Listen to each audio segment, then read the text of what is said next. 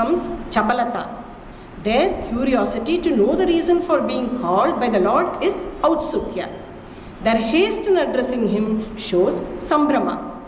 The commentator spares no effort to explain the application of lakshanas or definition given by Alankarikas. So, if you want to enjoy Kumarasambhava, you must read Narayana. It will almost be as if he is taking a class for us. He is sitting there and explaining every term, not just the Vyutpatti and the Samasa and the general things that you get in any other commentator's works. He gives us this Sahridaya Bhava. So we also become Sahridaya. And by the time we finish reading Narayana, we will become Sahridayas and look for Vastudhunis everywhere. I did it with Shishupala with Madam. They were all teasing me. The commentator is said to have written this commentary after composing all his works. One commentary of his on the Raghuvamsha has a verse in the colophon giving his horoscope. If it were taken into account, he was probably 73 years when he wrote the Vivarana. For want of time, I have given extracts from his commentary, focusing on the Alankarika aspect alone, as he is given elaborate treatment of this kind of elaborate treatment of literary criticism is not found in other published commentaries. But he has dealt with grammatical aspects too with equal competence. A reading of his commentary, which is in a lucid style, would convince anyone that he was erudite. His introductory verses and the verses at the end of each canto prove his poetic prowess. He endears himself to the reader and stands out as a Rasika, Sahridaya and Alankarika. Dhanyavada.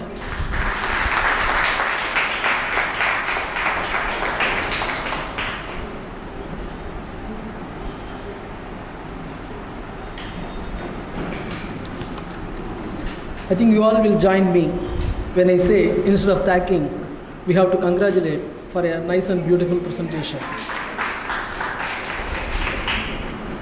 There is a beautiful verse in fact, Mallinatha who says, Maghe Meghe Gatam Vayaha. That was a statement by Mallinatha. That is my whole life. That is when I start enjoying Megha Sandesa, the time borde theriyadu. And we know generally pretty well that there is one thing called one-line treatment. When modern cinemas are taken, the cinemas, they don't have the story. So you have got different things. First one is you have a story and then you have screenplay. How the story has to be adapted to the screen, how the rasas and the sentiments etc. are to be developed, what should be the main thing, what should be presented, how it should be developed, all those things are there. So it is called one-line treatment. So the one-line treatment becomes very important. Unless you get the one-line treatment, you will not be able to develop the story at all. And in the Megha Sandesa, there is a verse. That is the first chapter, it gives the root, and the second chapter, the description, identification and all those things. And there is a message. In the message, there is the verse, Bhartur Mitram Priyama Vidave Viddimam Ambuvaham Tat Sandesat Hidaya Nikitat Agatam Tutsamibam. And then he says, Aham Yo Brindani Twarayati Pati Shramyatam Proshitanam Mantrasnigdaihi Dhvanibihi Abala Venimotshot Sukani. Just keep this verse on side. And then the other way, Ithyakyate Pavanatanayam Maithili Vonmukhi Sa. On seeing this particular verse, Mallinatha says, Sita looking at Hanuman when she delivered the message from Rama. And then Mallinatha, there he extends, perhaps this incident might have been responsible for Kalidasa to draw inspiration to write his Megha Sandesa. This is one way. And Kuntaka, while writing Vakrokti Jivita, and he is just designing, his definition of Kavya itself is entirely different.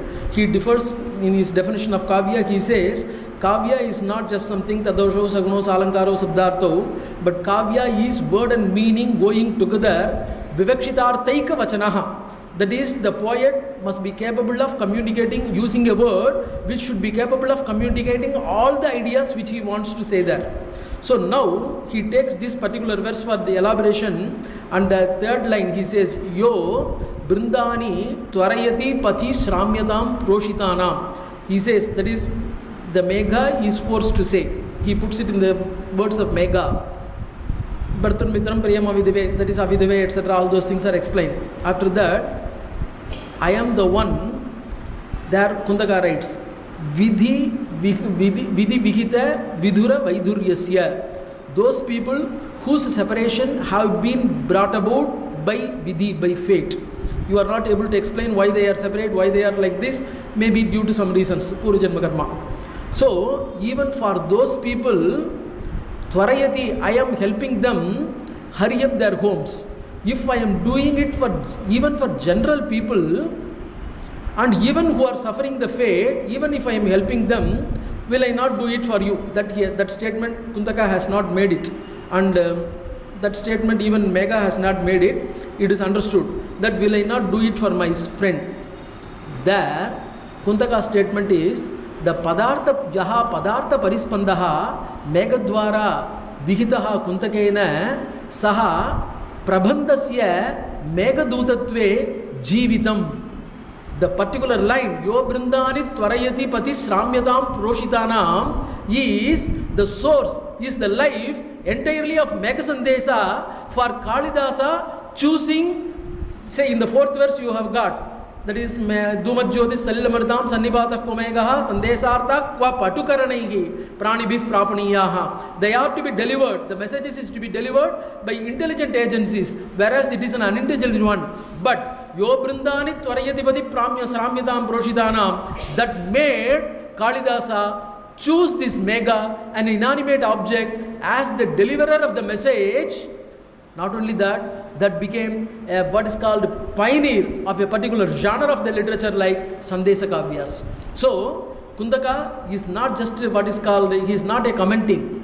He is, while commenting on Mega Sandesa, he is offering himself as a critic, able to see, as in the 20th century cinematic language, one-line theory, three-line theory, etc., etc. Such a theory, what exactly is the life of Mega Sandesa, how this life can be seen. And here, of course, Kuntaka is not totally different from Dwani. Dwani pertained to structure, whereas Kuntaka pertained to contents. And these two people, more or less, in fact, in many of the places, Kuntaka says, Purva Suribihi, Dwanikara, is referred to as Purva Suribhihi, and this Vivakshita Arthaika Vachanatva, that is, it should be completely able to communicate totally intended meaning. Unless you communicate the intended meaning, the kavyas will not be complete, they will fall short.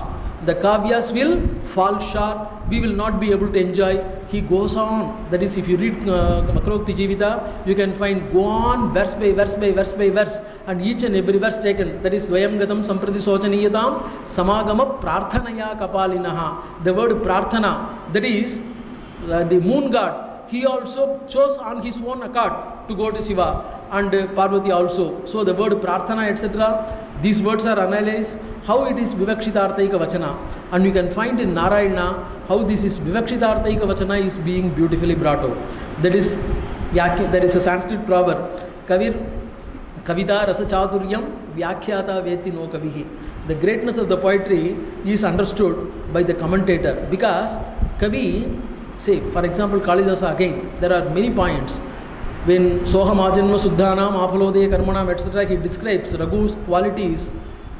Finally he says, Tadgunai Karnamagatya Chapalaya Prachoditaha. That is, the qualities of Raghu come to my ears and make me write. Here you find whether the poet is, the romantic theory, whether the poet is forced to communicate, whether the spontaneous outburst of emotion, or it is his own understanding and his attempt to communicate something, whether it is the what is called inner outburst or attempt, external attempt by the poet. That theory also you can find it in Kalidasa. So these things we will be able to understand better if you go on brooding over. It is not just one-time reading. It is not a time-pass reading. So just like that, you cannot just purchase this Rajaram-part or Kumarasambhava in the train and then what is called, Egmore station, you take it, and Thuthukudi station, throw it away. It is not like that. So whether that Vivakshita Arthaika Vachana is there, and Vivakshita Arthaika Vachana can be by means of Dwani, can be by means of what is called communication by means of Akrokti, etc. Bhaktokti is deviant expression also. So the poets, the commentators, only through commentators we will be able to enjoy them better, or we should be commentators ourselves. Unfortunately, time doesn't permit for us to to be a commentator ourselves, and we have to be helped by the commentators a lot. And in this way, Narayana has helped a lot. She has brought out. Of course, generally we will be going only through Mallinatha, and of course Mallinatha is not such a bad commentator.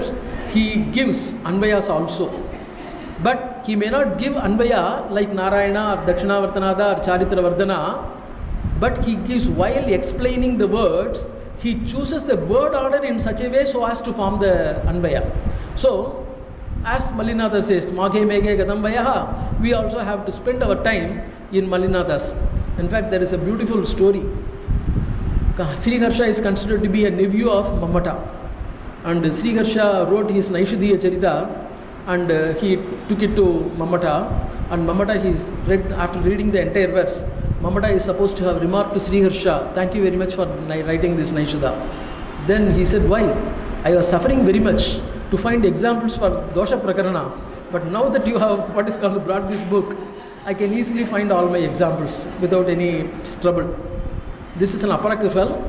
You don't find all the examples from Naishadha alone in Mammata's Dosha Prakarana, but the apocryphal states how it is difficult to write a poetry with Vivakshitartheka Vachana.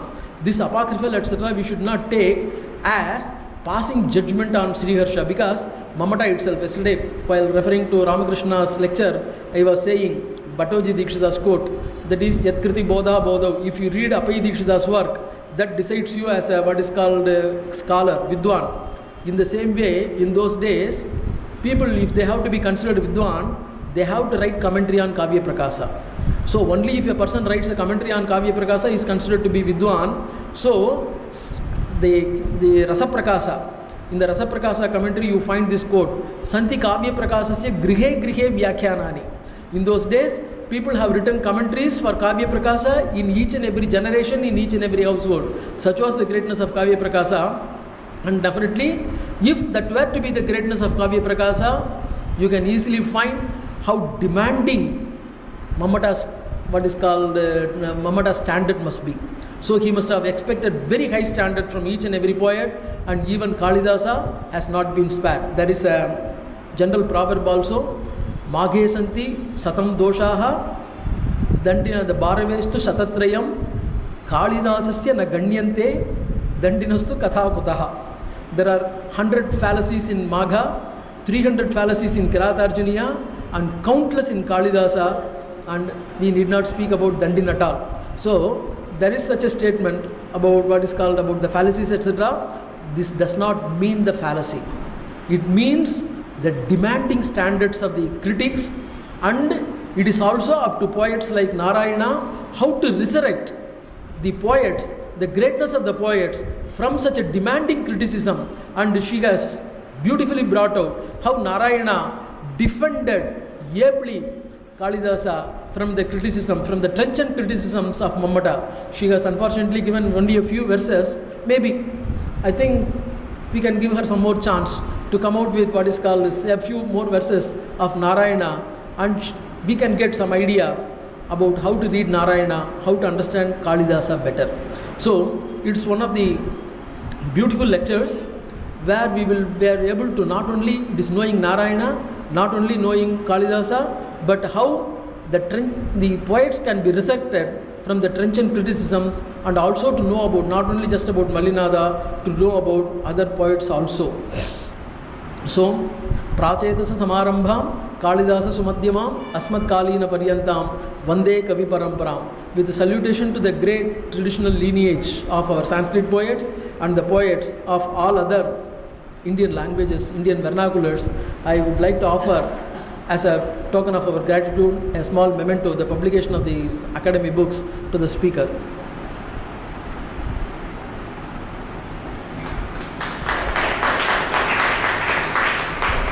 And of course, she was referring to the Didrikshavaha Rishayop Tam Upaghaman. The rishis are not only munis, but rishis are spiritual aspirants too. Hence, we have given all the spiritual books, that Shankara and Shanmata, lectures on Bhagavad Gita by Paramarthananda and Manase Shloka. And anyway, the spiritual idea also can be seen simultaneously on these books. So, I thank the speaker for her beautiful effort, for the great effort which she has taken, and comparing it with Mammata's works. and presenting us in a nice and beautiful way. Thank you, madam. And I thank you very much, as I said, being present in a second Saturday, in a puja holiday, the two when the what is called Saraswati Puja is very imminent and very near. Thank you very much.